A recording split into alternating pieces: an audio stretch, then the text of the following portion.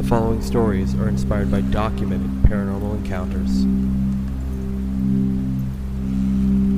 Some locations and identities may have been changed to protect the people involved. These stories may be disturbing for younger audiences, and listener discretion is advised. This podcast is based on true events.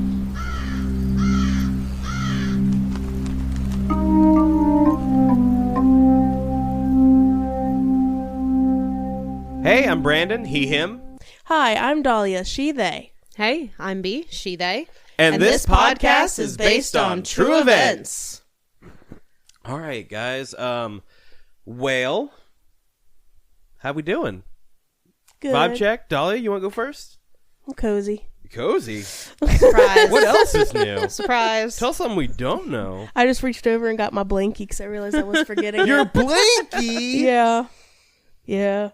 I think I'm laying down a little more than last time as well, which usually happens. That checks out. Yeah. You're like... You end up more like horizontal as we go along. You picture Dalia as like a stick of butter, and you put her like standing up, like the butter standing up, right? And then you just put a time lapse, and eventually it just like melts. Yeah. That's how Dalia works during our recording session. It's true.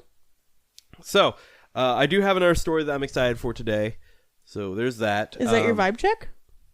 Yeah. Wait, were you done? Sure. Did you have more to say? Not really. All right. We just didn't say vibe check before, so I got confused. All right, vibe check. My turn. I did say vibe check. I said vibe check to you. You meant after that. You said, how you doing? And then I said vibe check. Did I not? Roll the clip. I'm not gonna put that back in, but I I think I said Brandon said vibe check. All right, cool. No, don't take his side. I'm not take. We're supposed to stick together. I would never take a man's side. You just did. I'm taking the side of the truth. Damn, that one hit harder for some reason. I'm never. What are you never gonna do? I've never been. No. That's what I thought. I've never felt more betrayed. Okay, I'm sure you felt more betrayed before. Yeah. My vibe check is I'm excited for my story again. Like, I also really like this story now that I was thinking about it.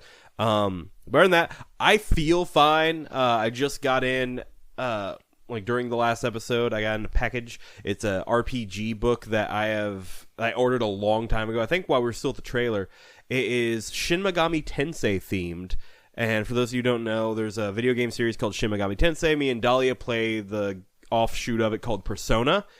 And 5 Royal. Yeah, we've played Persona. I played Persona and Persona 5 and 5 Royal. There's two separate games. One adds more. Anyway, but the great games, and I wanted to get the Shin Megami Tensei RPG so I could make a Persona themed campaign. So that's going to be fun when we get to that. We still need to get back to our Power Rangers campaign though at some point. Mm-hmm.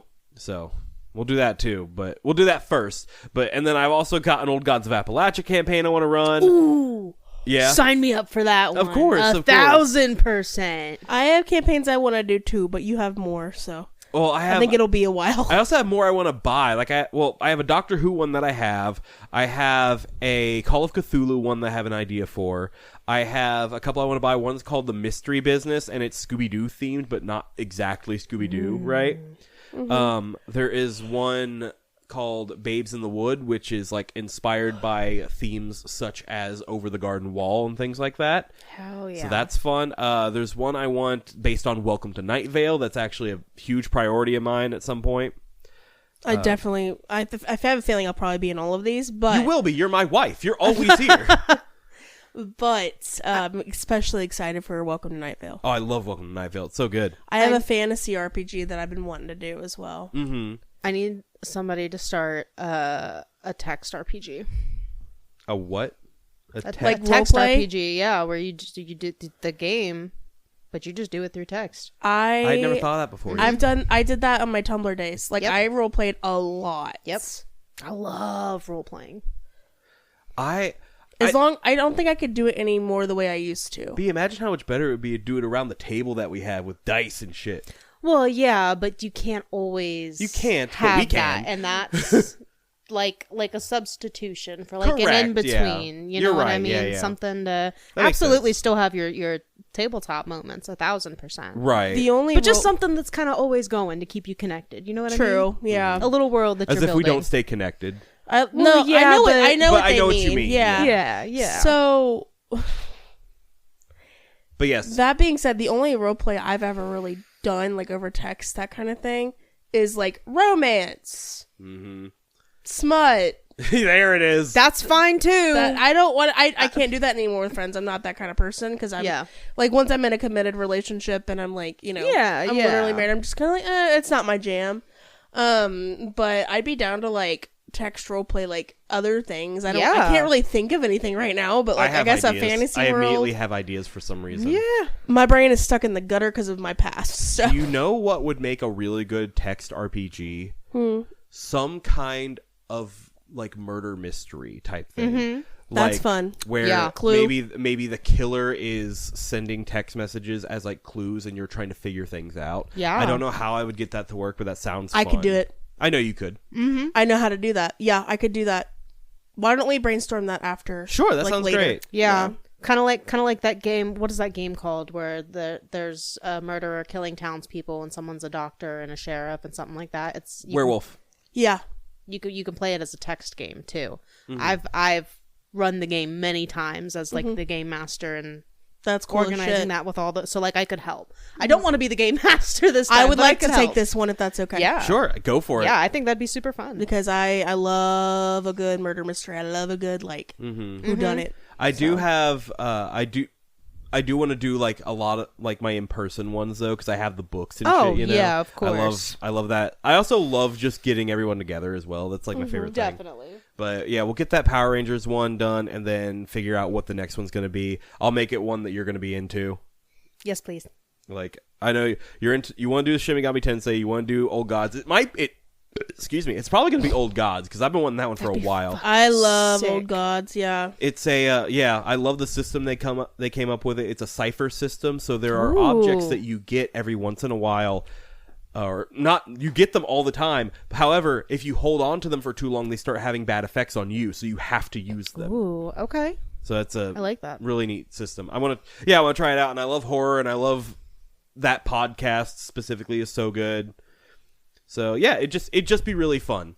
Wait, was that your vibe check? Yeah, because I got the thing in. Oh, okay. I was like, wait a minute. Where were we in the podcast? I kind of forgot we were recording. Vibe check, nerd. Yeah. B, what about you? What's your vibe check today? Nerd. No, I'm fine. I'm chilling. I'm just Gay. Gay, queer. Oh, I'm good. Homosexual. Hanging out with my friends. Happy to be here. Hanging out with my homos. Yep. What up, what up, what up, my homo sapiens? In case y'all didn't catch it, we are all gay. T. Yeah. And This is very.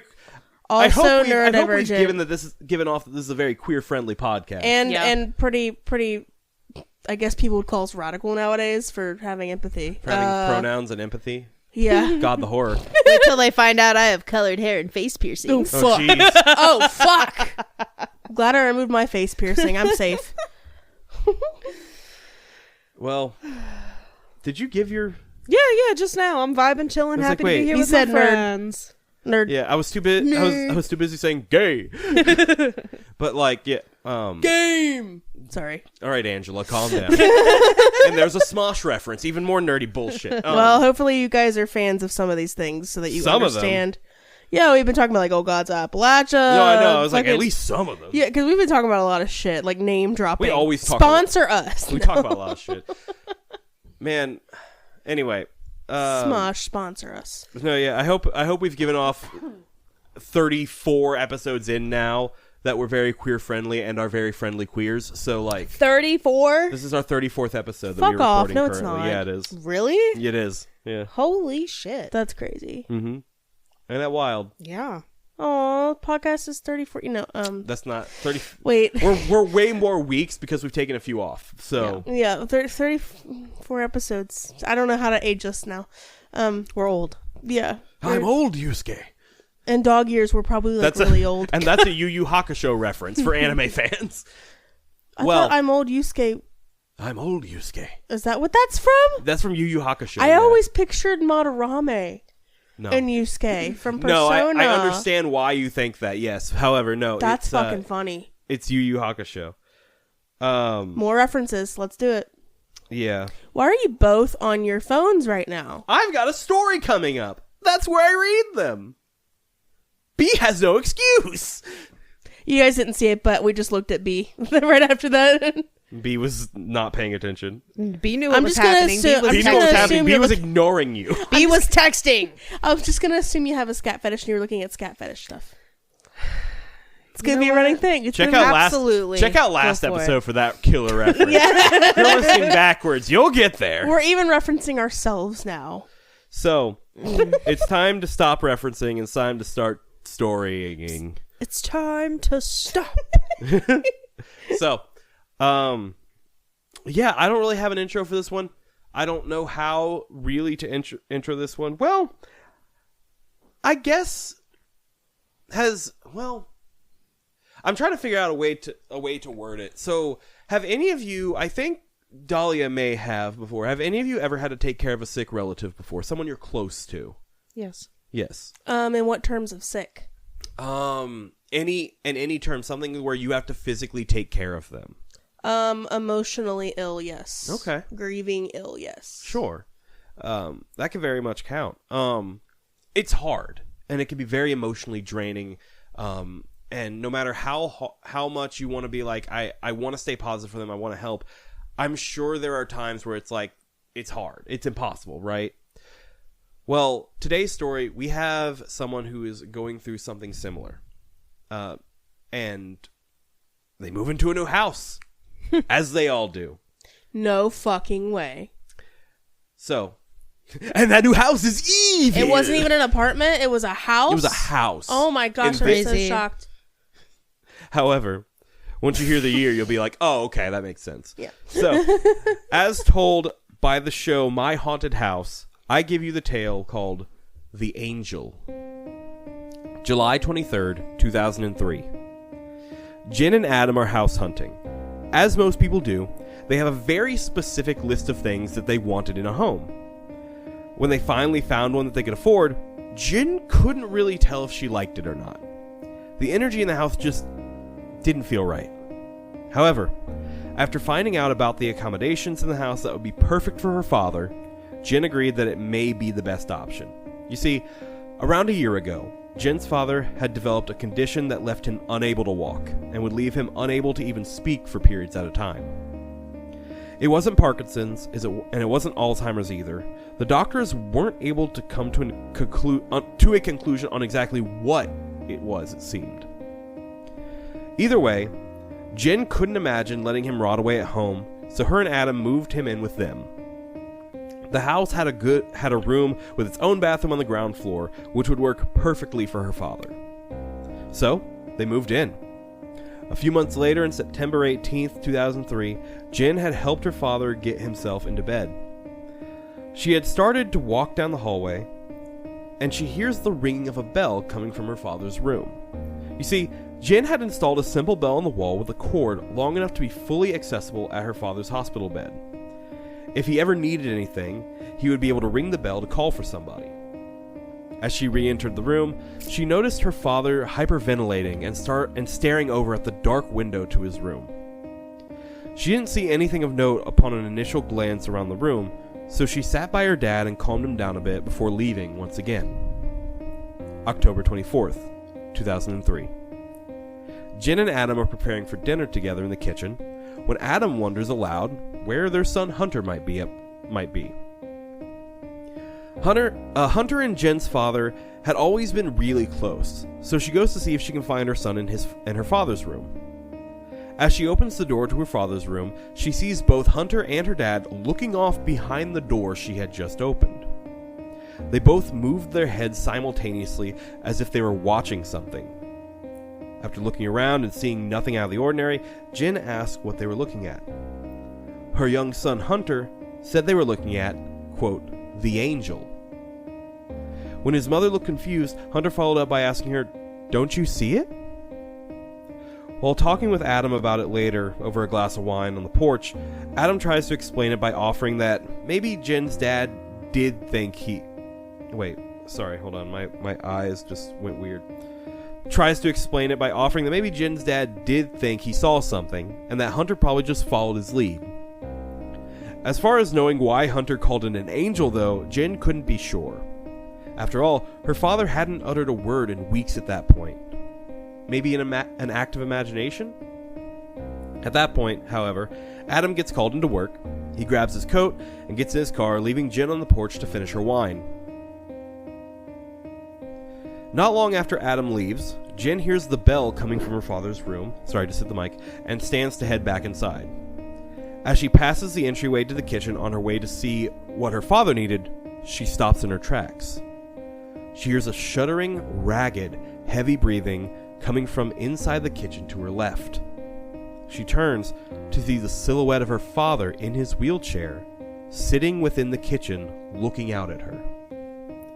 As she looks back at him, she hears the bell come from his room once again. Somehow, her father had rolled himself into the kitchen, and Hunter had been asleep for hours at that point. So who was ringing the bell? She makes her way towards the room where the bell continued to ring from. As she swings open the door, the ringing stops. There's nobody there in the room who could have rung the bell, and she thinks it might have been the wind, but finds that the windows are shut. Whatever the case, she thinks there has to be some kind of explanation. By the time she got her dad back into bed, Jin was exhausted. She doesn't even remember falling asleep that night. No, the next thing she remembers is waking up to the sound of a scraping noise. As she opens her eyes, she sees a lamp on the dresser across the room start to slide across the length of the dresser on its own. She sits up in bed, not able to unglue her eyes from the moving lamp. Suddenly, she screams as she feels an ice-cold hand grip her ankle. Looking down, she sees her father laying face down on the floor as he held tight to her ankle. He must have crawled all the way to her. To her even greater surprise, Jin hears her father speak. "She's here," he says, almost pleading. "She's here." When Jin asks, "Who's here?" he only replies with, "It's her." Upon further inspection, Jin sees that the cord for the lamp that she had just seen moving was tangled around her father's leg. What had scared her father so much that he crawled all the way upstairs to, what, try and warn her about it? Jin fears that this may be a sign of his condition getting worse, and that she may not be able to properly take care of her father much longer without help. She helped her father back downstairs to his bed and tried to make him as comfortable as possible. When she asked him if there was anything he needed, her father simply replied, "She's here." Worried for her father, but unable to make any sense of what he was saying, Jin tells him that she's right upstairs if he needs her, and tells him to get some rest before heading back to bed. That next morning, young Hunter would find his grandfather lying unresponsive in his bed as he went into his grandfather's room to look for his coloring book. He had passed away sometime in the night. They had him buried next to Jin's mother. One morning soon after, as Jin grieved, crying into Adam's arms, both of them are left shocked and speechless as the double doors to an outside balcony in their home crashes open as the echo of a man's voice shouts, "No!" With no way to rationally explain this incident, Jin starts to think maybe her father and son had been seeing something. Jin has an idea that while she's home alone with Hunter one day, Jin asked Hunter if he remembered the, quote, angel he had seen in Grandpa's room before. When he said that he did, she asked Hunter if he could try drawing what the angel had looked like. The end result was far from looking like an angel. Hunter drew a large black, semi-human shape. The shape looked like it had long horns protruding from its head, large black wings, and looked like it carried some kind of staff in its hand. Jin grilled Hunter, asking if he actually saw this or if it was just something that his grandfather had described, but Hunter was very adamant that this was the angel that he saw. November 1st, 2003. After everything that had happened in the house, Jin decides to try and track down the person who had lived there before her. The records were not hard to find. They led Jen and Adam to a man named John, who agrees to talk about what happened to him in the house. John told them that he lived in the house for less than a year and had left 8 months ago for the last time on a stretcher. John claims to have heard noises in the house at first, screeching and growling. Then one morning, he wakes up to something hovering over him, something so black that he couldn't make out any details on it. On John's last night in the house, he claimed that this thing pushed him down the stairs. John only broke his hip, but believes that the thing was trying to kill him. That night, Jen insisted that they send Hunter off to stay with her sister for a bit. While Adam feels like there are rational explanations for everything going on, he agrees to humor his wife at least. He personally thinks that John seemed to not be entirely mentally stable, and that the family is just reacting to the tragic death of a loved one. That night, Jen tries in vain to sleep. After laying there awake for a while, she turns to try and wake Adam and gasps at what she sees. Adam laying slack-jawed and wide-eyed, staring right back at her. Flies circle his face, and something wet runs down the side of his head. Flying into a panic, she tries to shake him awake as she yells his name, but he remains still.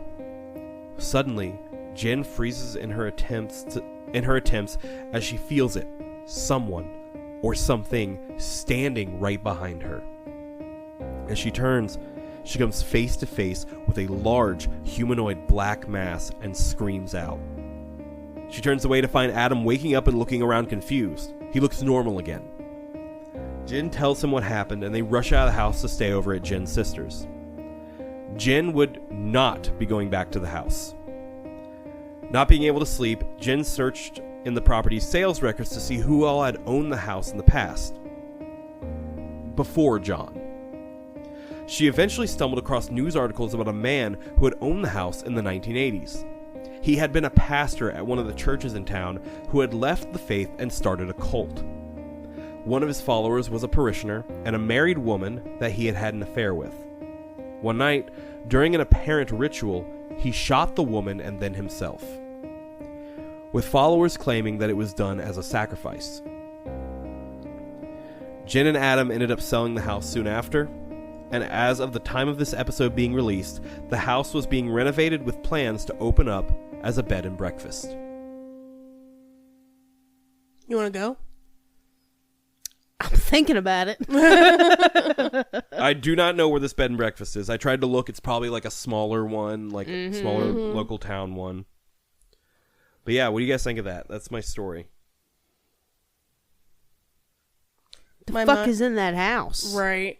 My mind kept my wheels kept turning throughout the whole thing. I was like, this is going to happen next. And then it wouldn't. It'd be something completely different. Yeah. What did you think was going to happen? So with the bell ringing, I thought she saw her dad in the kitchen. I was like, oh, that's his ghost. He's actually in the bed. That was him on the bell or something dead. You know? Stuff like that. I just kept there was another one. I can't remember right now. You can't expect me to remember stuff. No, for sure. The vision of her husband there dead. With the flies? Yeah. Oh my God. That feels like a very intentional, scare tactic. I'm trying to terrify you. Yep. Sounds like a threat, too. It does. Yeah, you're right. I'll tell you what, boy, it'd fucking work on me. Yeah, I'm absolutely. Out. Yeah. You got it. It's yours. Right. I'll live in a fucking cardboard box. I'll figure it out. You got me at that point. Yep. No, I don't know. I feel for her, but because there's probably some sort of guilt that she feels not being able to help her dad that night, right? But what could you do, you know? Especially when you're not even sure that something's actually going on. A couple strange things have happened. Honestly, for me, hearing the bell would have been like, all right, we're gonna go somewhere. But probably couldn't even do that, honestly. He's got a hospital bed. There's not really any places that they can go. Mm-hmm. But crawled all the way up there, almost like he was trying to warn her about something. What do you even do? Who's she? The Jen. She's here. Oh, the angel, I guess, is what he was referring to. He seemed, I guess he didn't want to go. I don't know. He seemed terrified, though, right? Yeah, he seemed terrified. Like, want to go. The angel is referring to this entity that they've been seeing. Yeah. Like, I guess not an actual angel. I don't know why he used she then. So I just thought it was interesting. But anyway, I don't know. Maybe it appeared as a woman to him. Maybe. Because he was the one who actually saw it. Mm-hmm. Because the child, was it a child? Yes. The child who the child who saw it also saw it the way the mom saw it. Mm-hmm. But did the mom see it that way because the child drew it that way? I don't know. It sounded like, the way she described it, it sounded like she mainly saw like a giant black figure. It still seems like Hunter, the child, saw it clearer, almost like was able to like distinguish different parts. But maybe the grandfather saw it even clearer than that. You know what I mean? Yeah. Mm-hmm. So boobs. The grandfather saw boobs. Big honking knockers on this thing. Big old yitties. Either that or she flashed him her pussy. Oh my God. Which isn't Dalia. Which isn't That's necessarily. What you decide to say? Which doesn't necessarily mean flash your pussy. Which doesn't. Oh, my tits got the mic. I'm sorry. Which doesn't mean. No, yeah. Which doesn't mean that like. Doesn't mean that they're a she. Yeah. But you get what I'm saying. Because it's especially. That was just a wild thing to come out. I'm sorry. With. Do we need to blurp? No. Bleep it? No, because now all I can think about is how, like in cartoons, how do you tell a boy dog from a girl dog? The girl dog has tits and lashes. How do you tell them nowadays? You just flash them your pussy. What the fuck, Dalia?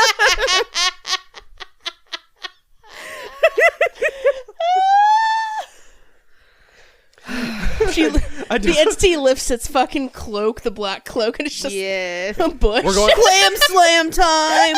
It's your story from the last episode again. Sorry. That's nuts. Well, I thought this story was pretty creepy. Actually, it's not nuts. It's Coochie, sorry, apparently. It's not creepy. No, it's fine. I'm glad we can find humor in things, at least. Mm-hmm. You're going to hear what I just said while you're editing this, and you're going to think it's hilarious. Am I? What'd you say? I'm probably not going to. I'm probably not going to get that far. Because I don't listen to the whole thing front to back. I check around, make sure everything's tip-top. It's going to be a secret, then. Yep. What'd you say? I'm going to go back. All right, I'll go back. What? Oh. What? Leave me alone. What? Do we have any other, like... I wasn't making fun of you. No. Okay. I was genuinely giggling. I'm sorry. Oh. Do we have any other things to say about this story? Nothing? Sorry, no. No, it's okay. Well, so this first... I've only got 2 pictures. This first picture is of Jen, who was telling the story. My eyes are burning. And this next one... Oh, yes, an image, please. And this next... Sorry, it gave me an option. Do you want to share this image as an image? Do you want us to share this as an image or a web link? An image? An image is an image. But this next picture is of what Hunter... The depiction of what Hunter drew when asked to draw the angel. So I'm sending that in the group chat now. Oh, yeah. Jesus. So that is, yeah. Is that just a depiction for the show? Or Yeah, that's the depiction from the show. But if I could be misremembering, but I believe in the show they said this is like the actual depiction or whatever. Maybe they put it in there. Maybe like she saved it. I don't know. Sorry, my eyes are watering really bad. No, you're good. But yeah, so that's what this thing apparently looked like. Which, not a fan. Don't like that. All right, anything? It has pits for eyes. Oh shit! I didn't even realize that. It does. I mean, I'm noticing more and more details. I'm noticing the little stick arms and hands. So those are actually wings. Because at first, the big wing things, they look like just the arms, but there are arms and hands that are separate. It has pits for eyes. It almost looks like it's wearing... It's like it's wearing like a gown or a tunic, almost. Yeah. The way that it's like shaped at the bottom. You didn't see what it is. Never mind. Okay. Never mind. It's okay. Well, anyway, so that's what I got today. Dalia, are you ready for your story? Kinda, yeah. Kinda. I have 2 stories today, right? That's right. Can you verify that? Okay. Yeah, it's been verified. Okay. My eyes are burning, so I do apologize for any mess ups or anything like that. Am I good? Mm-hmm. Excuse me. All right. So I'm just, I have a little prompt here. Sure. It's not really a prompt. It's more of just like a... Anyway. So this allegedly true encounter comes from Your Ghost Stories and is on the sweeter side of previous encounters told on the show. So let's get into it. They titled this Hello Aunt Pat. And it's by a user, I don't know how you pronounce it, GR8FL1. Great Fly. Great. Cool. Yeah. Great fly. Country, United States. The not so great. Wait. Could it be a second L so it's grateful? You know what? You're so smart. Yeah, user grateful. Okay, I'm going to adjust myself. Okay. Anyway. So, the country is the United States, as previously stated. The state is Oregon. Paranormal category for this one is family/friends visits. I don't remember meeting my grandfather's sister until I was an adult. Aunt Pat was a rebel when she was younger. Having been born in the 1920s, she didn't follow the societal rules of a young lady. She was estranged from the family and lived a very adventurous life. She was a true free spirit with claims of being friends with Dizzy Gillespie and other musicians of that time. She spent the 60s in San Francisco and traveled her way back up north. When I met Aunt Pat, she had been living in Seattle and was diagnosed with terminal cancer. My husband and I would often take trips to Seattle to sit at her bedside and hear her stories. We became very close and connected with Stephen being a musician. We became very close and connected. With Stephen being a musician, Aunt Pat gifted him a gold bookmark with a treble clef on it, round at the top and a point at the bottom. This is relevant for later. Okay. I was unable to go up to Seattle to visit her as planned because a storm had come. I called her to let her know that we couldn't be coming. We were both pretty sad about it, but that's the life in the PNW winter, which is their location. It's Pacific Northwest. Yeah. Thank you. Welcome. That night, I had a very realistic dream that I sat at her bedside all night and we talked until the sunrise. It felt so real. She called me that morning and thanked me for the visit. We talked about the conversation we had through the night, both of us unsure of and what to think about this experience, for it seemed so real to us both, and we both had the same memories of our conversations. I was unable to go up to Seattle to visit her as planned because a storm had come. I called her to let her know that we wouldn't be coming. We were both pretty sad about it, but that's the life in the Pacific Northwest winter. That night, I had a very realistic dream that I sat at her bedside all night and we talked until the sunrise. It felt so real. She called me that morning and thanked me for the visit. We talked about the conversation we had through the night, both of us unsure what to think about this experience, for it seemed so real to us and we both had the same memories of our conversations. Aunt Pat passed away that winter. I will add that before Aunt Pat was diagnosed with cancer, she had a custody of her grandson Ryan. Ryan's mom had passed away in her sleep when she was 26. Ryan then went to live with my mother after Aunt Pat was diagnosed. I had placed the bookmark that Aunt Pat gifted Stephen in a curio cabinet along with the crystals and a variety of other stones. One day, when I walked by the cabinet, I noticed the bookmark was pointing in the back left of the cabinet. I thought that's weird, and replaced it to the right side with the point facing the front of the cabinet like it originally was. I then went about my business. Next week, I noticed that it was in the back left corner with the point facing the back of the cabinet. This time, I asked my husband and 3 daughters if they had been moving it. They all said no. I started to pay more attention to the bookmark to see what was going on. I saw that the bookmark had moved forward in the case. A few days later, it turned around to the center of the case, then back to the front. turning yet again and pointing to the back left corner. This happened all in a week. The bookmark went around the stones and followed the same path. I removed the stones from the cabinet and put powder down on the glass to see if there would be fingerprints or something to tell me a clue of what was happening. I replaced the bookmark to the original position, minus the stones, and shut the door. The bookmark made the same path to the back left corner within the week. There was a perfect track with no other prints or marks. Hello, Aunt Pat. In the following months, I had many quote-unquote visits from Aunt Pat. I should say here that I have always had visits from people who had passed. Usually, it's to give a message to those left behind. I don't always know the person, but I always find out within days to come who it was. That's another story. My visits from Aunt Pat were usually her checking in, saying, "Hi, I am here." One visit, she asked me to tell her son that she was really sorry. This was 3 months after she passed. I asked my mother about this, and she informed me that they had a huge falling out years ago.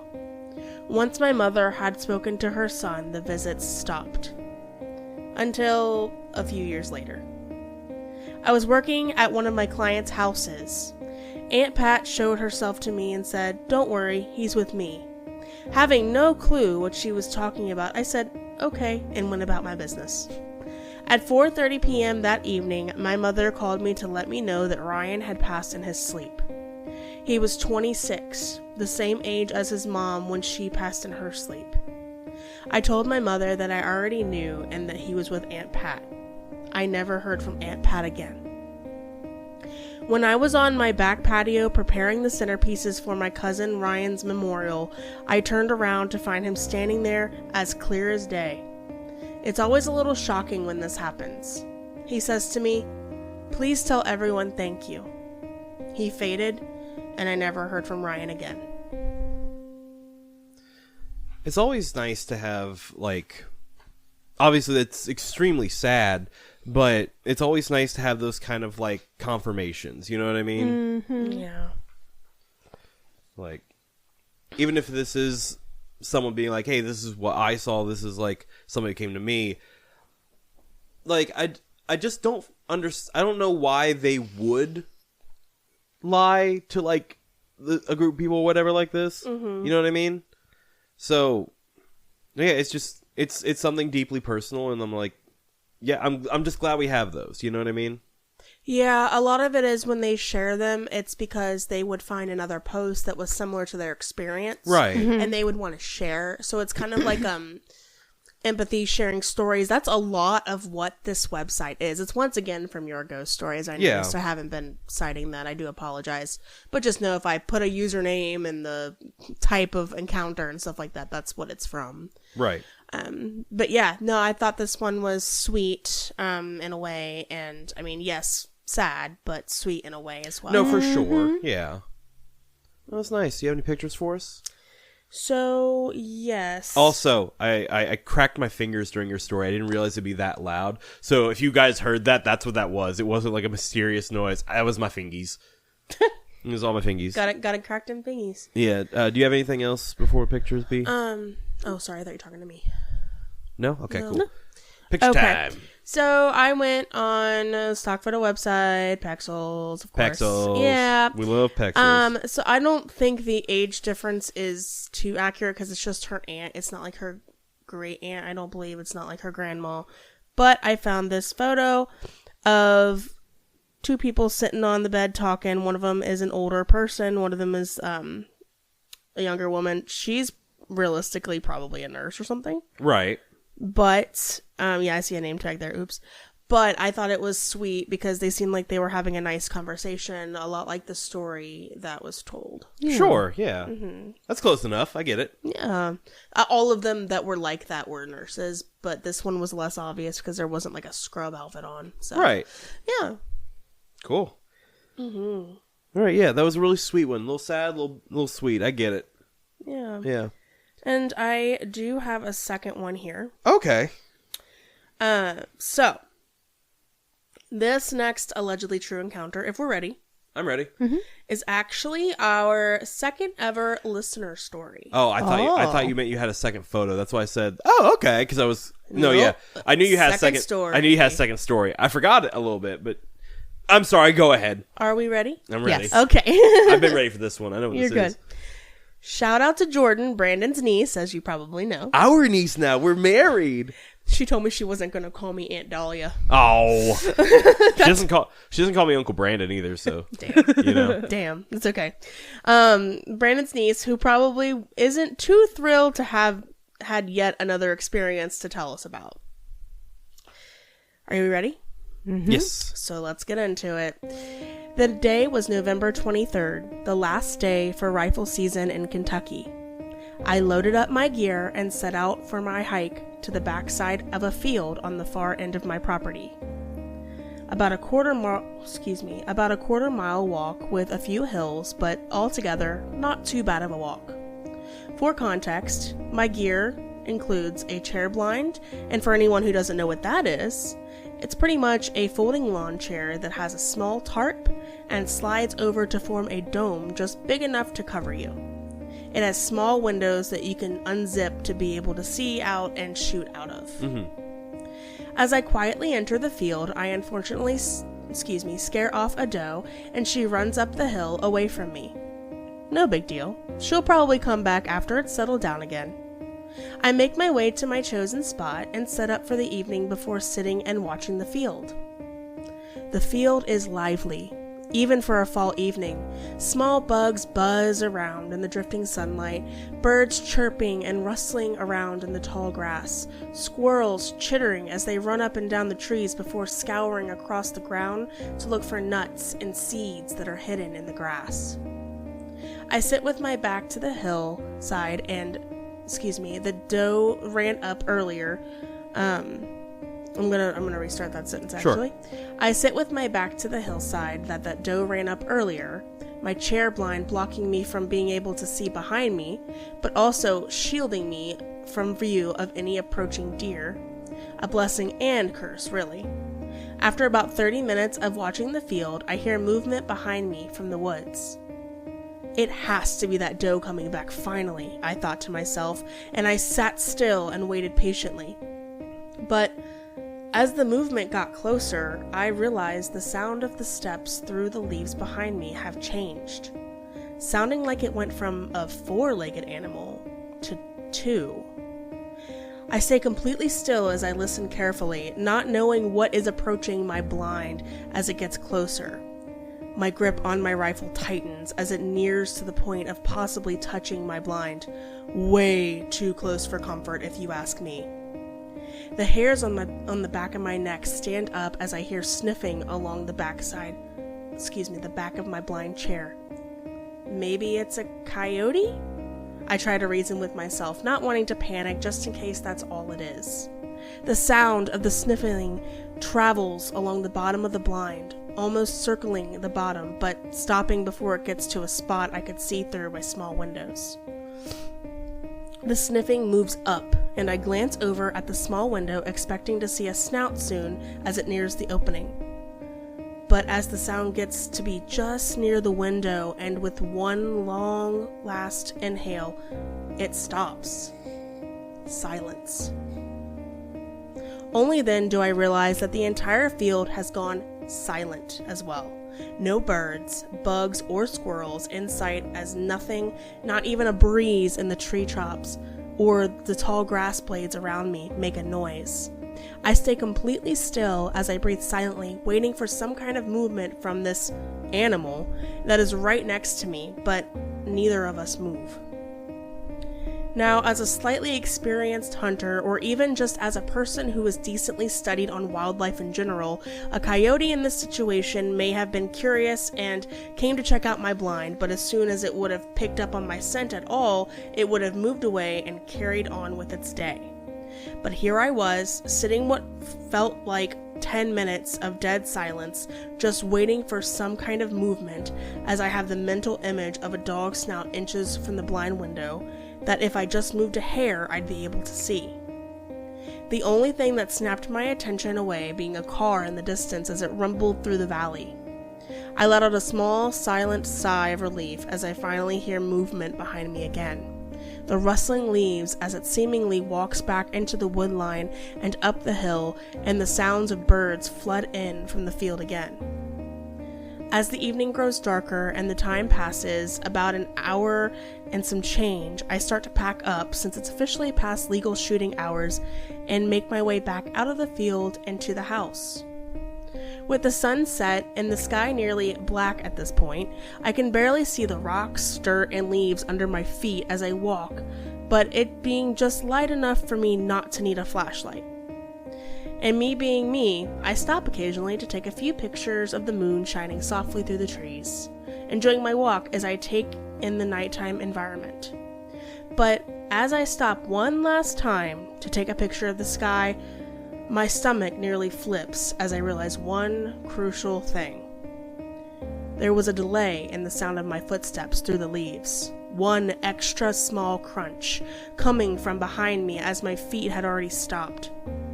Something was following me. With one small gulp and a shaky breath, I take my picture and slide my phone into my pocket before staring toward the house again, calmly and at a steady pace, not stopping for another picture after that. So that's my most recent experience in the Kentucky Hills. Was it just a coyote, or maybe it was something else? Nature going quiet always fucking terrifies me. Well, you know the reason behind it, right? Yes. Predators, yeah. Yes. Yeah, like things go quiet when a predator's around. Yes. That's always terrifying. So again, this is my niece Jordan. This is the second thing she's ever sent in. I remember when this happened to her, she messaged me like, "Hey, I just had something happen to me. Do you want me to send it in, or do you want me to just tell you?" I said, "Send it in. So this has been in our pocket for a couple months now, but damn. That's crazy. Scary. I could really put myself in that situation too. That's It was written well too. It was really well written. She did really well with that. She really did. I can't remember. Did she say she was on her property? Or I believe it was. Yeah. Okay. Sorry, I'm looking at the pictures now. Like, I don't think she lives in the Kentucky Hills, does she? No, she doesn't. She lives in Indiana. Okay, well, she was just hunting in the Kentucky Hills then. Sorry, Jordan. We don't know where you live, apparently. I know where she lives, out in the middle of fucking nowhere. That's true. Like, that is That's true. where my dad lives, too. It's insane. Then you probably can see it. Yeah, it's crazy. When we went for her wedding, on the way, especially since there's no Wi-Fi and stuff out there, so we just had to basically wing it until our GPS picked up on something. Yeah.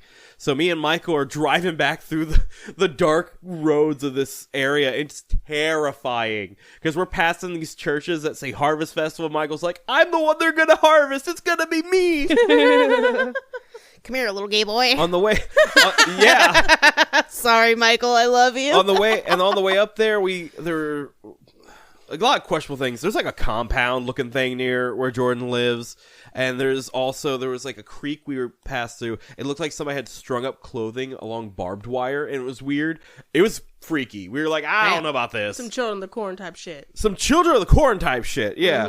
No, yeah. So I can hear. So if they say Kentucky Hills, if this wasn't where she lives, then it was where my sister lives. On their property, because they also hunt there too. Oh, okay, it was probably that then. That makes sense. Yeah, that would make the most sense to me. But I don't like that, especially knowing that we go around there fairly often. Yeah.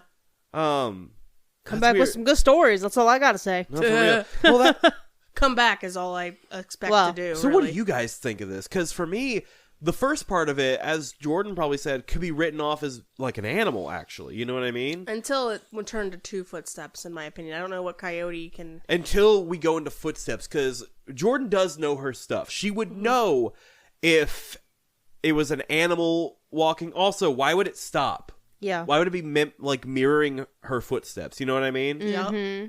So... Well, even outside the blind, the tent, it went from 4 to 2. Remember? Correct. Oh wow, yeah, you're right. Shit. It could have always just been not a coyote, you know? True. That's very true. I forgot about that part somehow. And that's another thing about getting these listener stories. especially from people that we know, it adds some kind of sense of credibility. At least, like, considering how well, especially Brandon knows Jordan. Jordan is the definition of the outdoors type. For sure. That girl knows what the fuck she's talking about. Yeah. So for her to question whether or not it was actually an animal, I take her. She's incredible. She's very credible to me. For there sure. We go. I believe her. Incredible right too, off the bat. Like, she is incredible. It would take nothing for me to believe her. Because like, we grew up together. I know she's not going to lie to me about that shit. You know what I mean? Right. Yeah. She wouldn't send this in if it wasn't something that she thought like, hey, this is otherworldly. You know what I mean? Yeah. This is Correct. not natural. I'm trying to inspire our listeners to send things in. As you should. Please send in your stories, or like if you have a story that your uncle tells you or whatever that like something happened to him, send that in. We'd love to hear it. We'd love to read it. My friends in particular that I know listen to this and have told me stories that they say they'll send in. Same. So haven't sent stuff in, and you know who you are.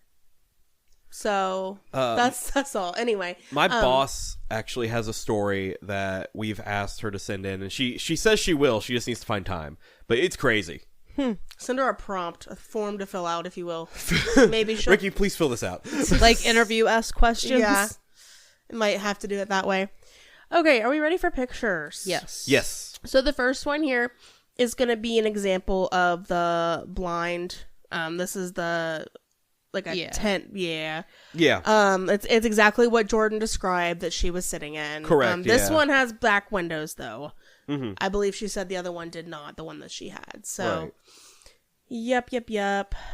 And then, why does it keep doing that? That is the first picture. It's actually camo for our listeners that cannot see.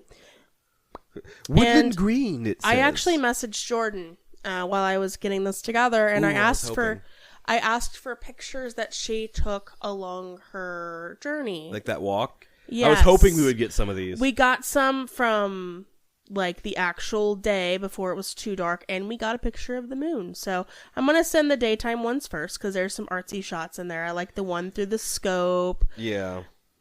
Oh, that's cool. I think this is my sister's like property area. Think so? Yeah, this looks very familiar. And then here is a picture of the moon. Oh damn! Looks like pretty. Yeah, it's very pretty through the trees. So this is about what I'm picturing the time she's walking back. Yep. And that's terrifying. Yep, like she said, it's not too dark, but it's also not light. No, yeah, for sure. No, yeah. Freaky. For sure. Jordan, thank you for sending that in. That was... Yes, thank you. Ugh, I hope you don't have to keep experiencing things to send in, but also... you know where to send them. Well, I mean, something you gotta understand is like my family's very sensitive to these kind of things as well. Like it's not just me. Jordan especially is as well. Like me and her are probably the majority of it in the family, but like even the rest of the family, they just like to ignore it. Like my mom will talk about how like that trailer we lived in before here, she would like to talk about how she'll be in her room and she would hear people having a conversation in her living room. And she'd walk out there and there'd be nobody. And she would be she'd be sitting in the living room watching TV and hear things down the hallway, and she'd just be like, I'm just gonna ignore that. Like she will not acknowledge it. And Good same with Connie. her current house. Like she experiences stuff in her current house too.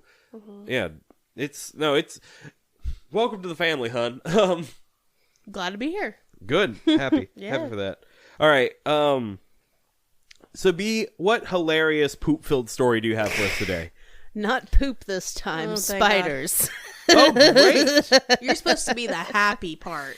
Listen, it is happy. Okay. Spiders can be cool. Well, not in this story. Oh no!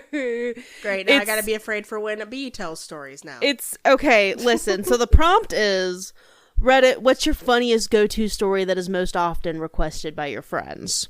So this is a story where something embarrassing has happened that is now viewed as funny, and they're retelling the story. Yeah.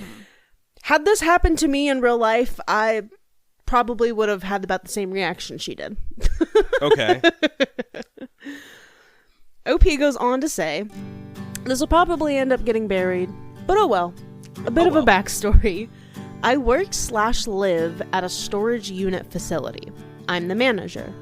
The main office of the facility has an attached living quarters, giving the current manager the option to live on site. The place is actually pretty damn nice, so naturally, I moved in as soon as I got the job.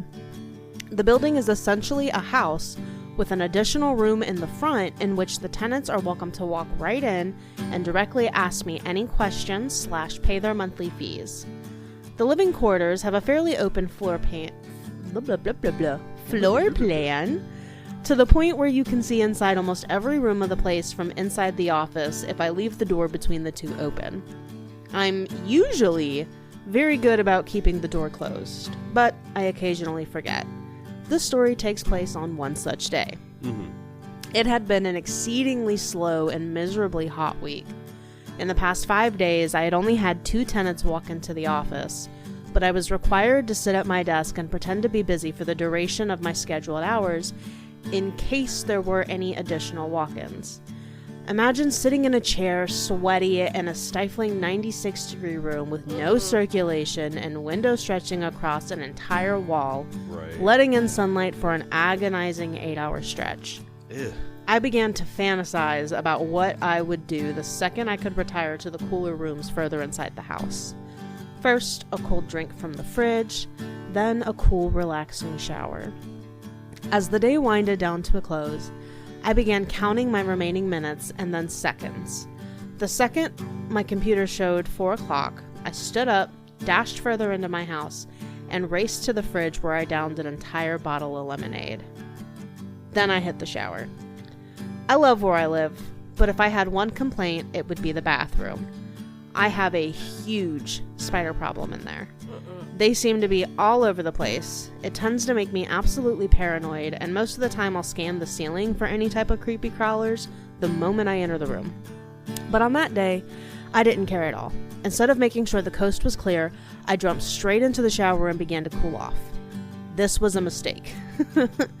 At some point, I assume while I had my eyes closed while washing my hair, a fair number of these little dudes hanging out overhead began to drop off the ceiling and down into the water around my feet. Oh no. It's not an unusual occurrence or anything. I've always assumed that they fall due to the accumulated moisture.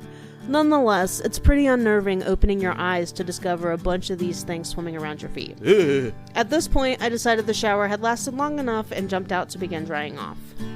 This is where shit gets real. Oh? As I'm wiping down my body, I glance into the mirror and catch my own reflection. At this moment, I see not one, but 2 of these little arachnid devils crawl out from my hairline and down onto my face. No! Frozen in fear, I watch my reflection as these 2 nightmares slowly explore the contours of my face for what felt like hours. One crawled down the bridge of my nose and turned back to look at me. I readjusted my eyes from the mirror to my nose, and those 8 beady little eyes slowly came into focus. I, very calmly, lost my fucking shit. I threw open the bathroom door and bolted down the hallway into the kitchen, all the while letting loose the most blood-curdling scream. Still screaming, I seized the little spray nozzle next to my sink and blasted my face with water in an attempt to dislodge the spiders I could still feel crawling on me. In hindsight, I could have just used the shower head, or better still, smashed the little fiends with my hands, but I wasn't exactly in the right mind at this point. It wasn't long before I spotted the spiders washed off onto the tiled floor, trying to escape. I knew I had the upper hand. I didn't waste any time as I began stomping furiously around my kitchen floor, shouting, "Die! Die! Die!" Of course, my floor was soaked, and in my enthusiasm, I slipped and landed on my back with my head in the hallway. Exhausted by the recent turn of events, I considered just laying there for a bit to catch my breath, until... Is this a bad time? I sat bolt upright and looked down the hall and into my office where the door was standing wide open. Oh no. Inside was one of my longest lasting tenants, an elderly woman, come to ask about changing the lock on her locker. I have no clue how long she was standing there. Too long. But from the look on her face, I could tell she had witnessed everything. TLDR. Took a shower at my workplace, caught some spiders with my face, went on a nude rampage, witnessed by a woman dressed in lace. Oh my god. And she arrived at for closing hours. Yep. She sure did. That's the elderly for you. Is this a bad time? Yes, it's a very, very bad time. Oh, I'd have to take another shower. I'd have to wash my hair out again because in I'd the be spider like, shower? You got a point. Get rid of the spiders first. Get them out of there. They don't need to be there. Spiders can be cool. Not rogue ones. Not rogue ones in my house. Outside spiders are fine if they're outside.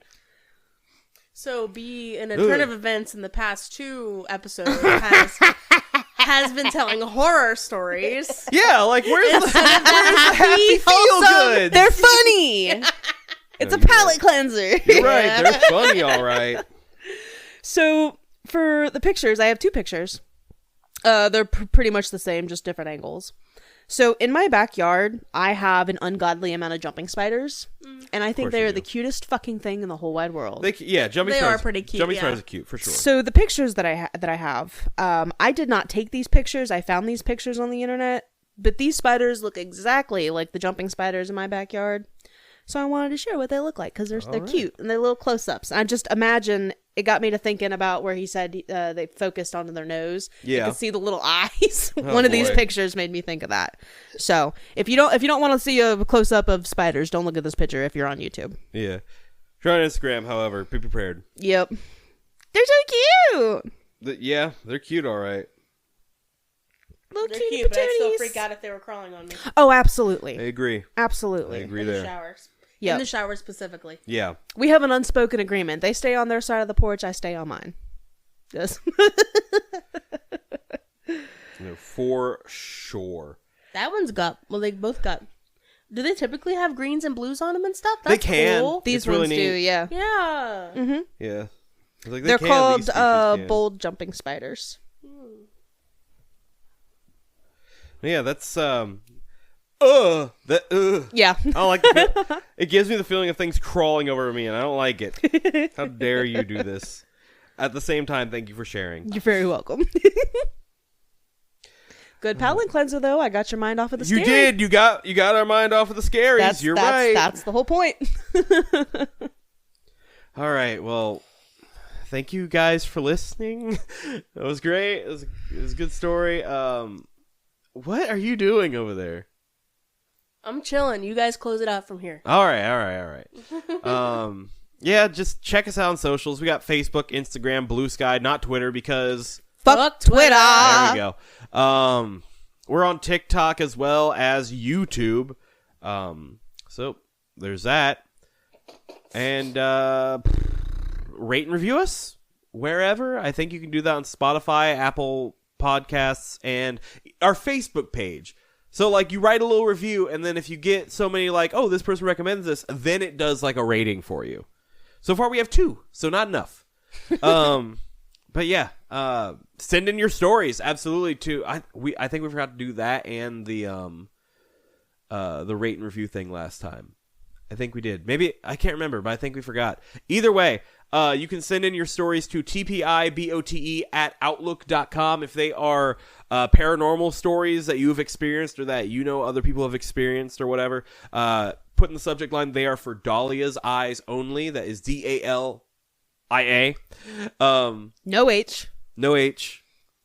What? Did you forget how to spell my name for a second? I had dial up for a second. It wasn't okay. I was almost really offended. It's less I forgot how to spell your name and more that like I forgot everything for a second. Brendan had lag.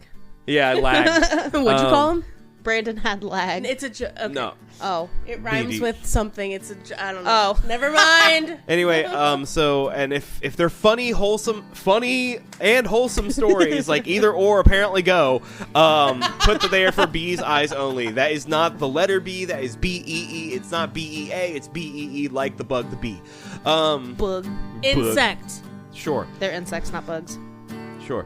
But anyway, B, you want to close this out? Yeah. as always, we really appreciate you guys sitting here and hanging out with us. Hopefully you had a couple laughs, got a couple cold chills up your spine. Plenty. And as always, this podcast was based on true events.